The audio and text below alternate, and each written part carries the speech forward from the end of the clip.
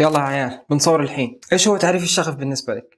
الشغف هو حاجة بتحركني، حاجة أنا بحبها بتديني طاقة، حاجة يعني بتخليني أحس بطعم الحياة. صح. ايش هو الشغف بالنسبة لك؟ الشغف بالنسبة لي هو الحاجة اللي تخليك مش عارف تنام بالليل عشان قاعد تفكر فيها ومتحمس تعملها اليوم اللي بعده. انت ليش كذا؟ ترى ما يحتاج دراما. وكيف تعرف ان هذا الشيء هو شغفك؟ لما ألاقي نفسي دايما متحمس وعندي طاقة إن أنا أعمل الحاجة دي من غير ما أكون حاسس إن أنا بضيع وقت وطاقة ومجهود، هو ده بالنسبة لي الشغف، الحاجة اللي بتحركني دايما. زي كده بالظبط يا ركان، أنت بقالك كذا سنة عايز تطلع معاه في فيديوز وتعمل فيديوهات كتير، بالنسبة لك هو ده الشغف.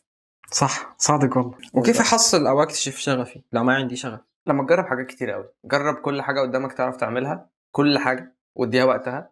ولما تديها وقتها هتلاقي في حاجات كتير قوي انت حاببها ومش بتزهق منها. بس كده هو ده هتلاقيه بقى شغفك. بس في حاجة مهمة قبل كل ده، يعني ما تبقاش مفتري ومتنمر. ايش تقصد؟